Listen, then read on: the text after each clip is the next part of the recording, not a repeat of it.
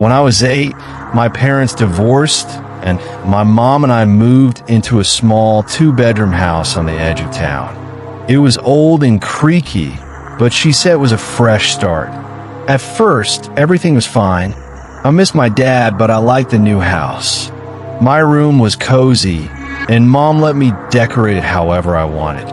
But after a few weeks, I started hearing strange noises at night.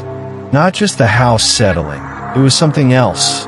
Whispering, breathing, and always coming from under my bed. One night, I called out to my mom, crying, saying someone was under there. She came in, turned on the light, and checked. Of course, no one was there. She said it was just a nightmare. But it happened again and again. The whispers got louder. I'd hear them say my name, and sometimes laughing. One night, I got brave enough to peek under the bed myself. I only looked for a second, but what I saw still haunts me. There was a girl, about my age, lying flat on her stomach, staring back at me. Her eyes were wide, and her mouth was stretched into this horrible grin, like it had been carved into her face. Her nails scratched the wood floor over and over, like she was trying to dig her way deeper. I screamed. My mom came running. When she turned the lights on, the girl was gone. After that night, I refused to sleep in my room. I slept on the couch or in my mom's bed. She took me to a therapist, thinking I was just struggling with the divorce. I started to believe maybe it was all in my head. Kids imagine things, right? Then one night, my mom had a friend over, a woman named Stephanie. I remember she was quiet and kind of nervous the whole evening. After dinner, while my mom was washing dishes, Stephanie pulled me aside and asked me something strange. She said, "Do you still hear the girl at night?" I just stared at her. I hadn't told anyone else about that. She looked down and said, "I lived in this house when I was your age, and she used to talk to me too." My blood ran cold.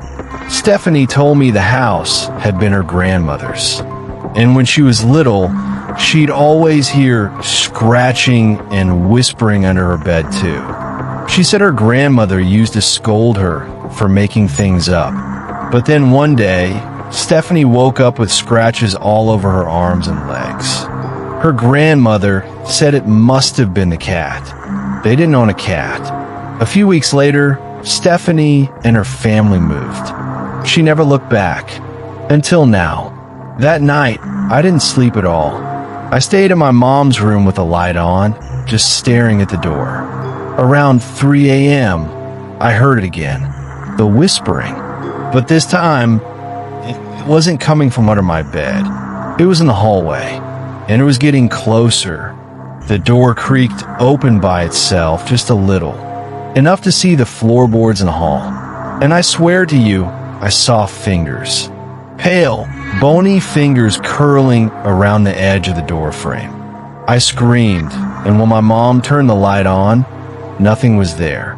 But the door was wide open. We moved out 2 weeks later.